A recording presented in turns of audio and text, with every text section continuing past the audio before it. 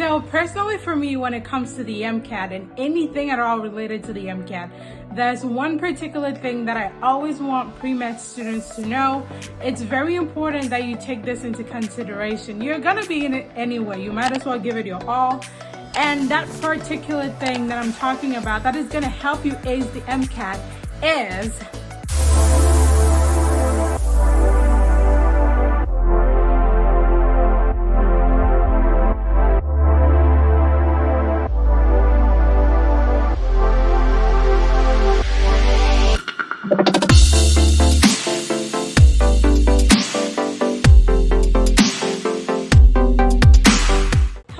and welcome back to the pre-med journey. Today I'm going to be making a video on preparing for the MCAT and how to handle stress, because obviously it's gonna come. If you've heard about the MCAT from anybody who has taken it, that exams is a beast and it's out, not really out to get you, but really out to test your knowledge about whatever it is that you've learned in college and in your major or whatever it is, to be able to prepare you for med school.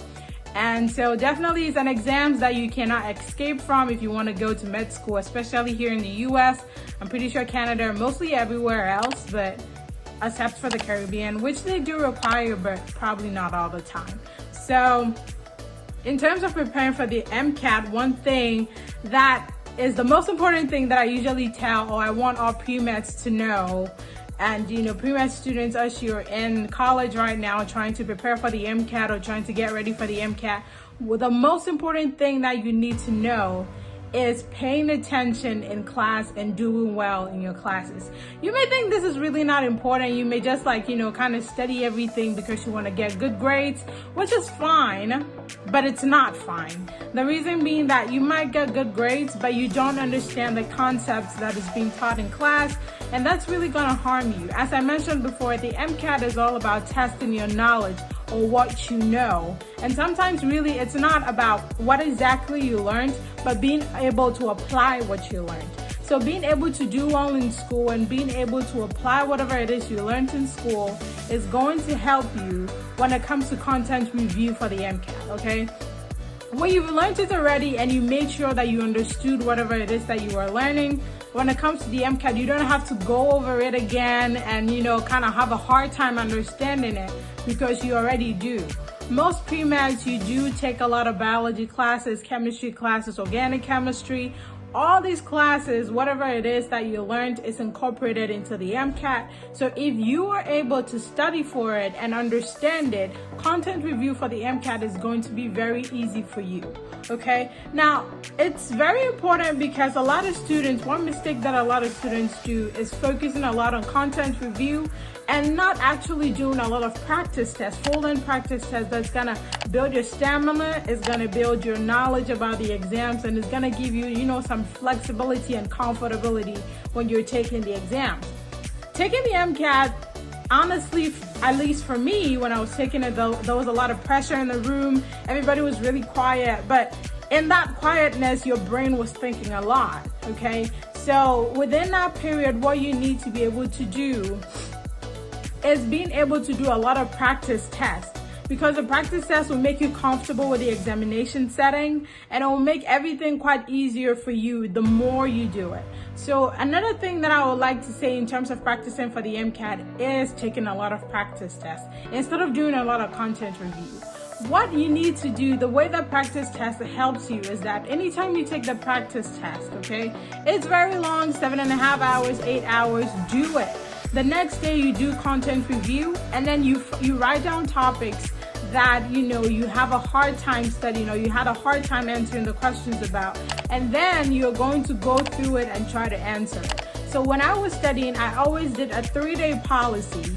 The first day I'm going to take a full-length practice test. The second day I'm going to review the answers and see why I got them wrong.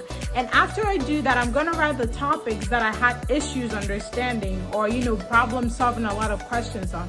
And the third day, what I'm going to do is use my books. I didn't really buy any of the books there. I did self-study. So on the third day, what I'm going to do is use online resources, YouTube videos, Kaplan, all that, well, I didn't buy the Kaplan, I just had the free one online. So I'm gonna use that, and then, you know, just go through content review, understand the topics, whatever it is that I need to do to be able to understand whatever was being said on the practice test, so that I'll be able to build myself. Now, the more you do full-length practice exams, you are able to better yourself. You don't typically need to know all the contents that's gonna come on the exams. That's why we have what we call the high yield, okay? Anytime you're practicing for the MCAT, the most important topics that you need to know are classified as the high yields and something like the amino acids. Every single time on the MCAT, if you don't get anything at all, at least not 6 questions on amino acids. So definitely, there are some topics that are must-knows that you need to be able to practice a lot on, and that's really gonna help you to be able to master and go ahead with your examination on the MCAT. You don't need to know everything, as I was saying before, but you definitely need to know the high yields that are very important for the MCAT examination. So the next thing I'm going to be talking about, which is probably going to be the last thing I'm talking about, is maintaining a balance and taking breaks. The MCAT is a lot. It's going to have a big toll on you. It's going to require a lot from you. Some people have jobs while trying to prep for the MCAT. Other people have children, families, whatever it is. At certain points, it might feel justified, you know, that you ignore anything else or everything else in your life and just focus on the MCAT and try to get a good grade. Honestly, trust me, that's a good thing to do. But then again, you will regret it in the end that, you know, after taking the exams or whatever, you lost quality time, okay? So, and also all these things, ignoring other things that's going on in your life, then it's gonna come back to you not taking breaks, you not being able to relax, and it's gonna take a toll on you. If you're not able to take breaks, as I mentioned before in a previous video, your cognitive ability is reduced. So being able to take breaks is very important. Take a break, relax yourself, rejuvenate. If it's a day off after the 3-day schedule, what I did was my 3-day schedule, I did that, and then the 4th day was a break for me after I've been able to review all the content, and then I go back to another practice exams. So you see, the more you're able to do practice exams, it's gonna help you and it's gonna benefit you and definitely put you forward. Maintaining a balance is so important that it's like I don't know how to put this, but if you don't take a break, you're simply gonna break down. Yes, your body is gonna shut itself down. You probably might be sitting behind a book, but nothing is really going inside. And the MCAT is a test that needs you to think critically. It needs you to be actively thinking about what you would do, as though not necessarily like you're a doctor, but what you would do based on the information that has been given to you. And it's very important that you do learn these things and have an active brain, not a tired brain. Okay. And one more thing that I'm gonna be mentioning is, personally for me, when I was studying for the MCAT, I first started with some diagnostic exams, full lengths, and you know, I started with like a 498, and that was really bad. I kept on doing content review.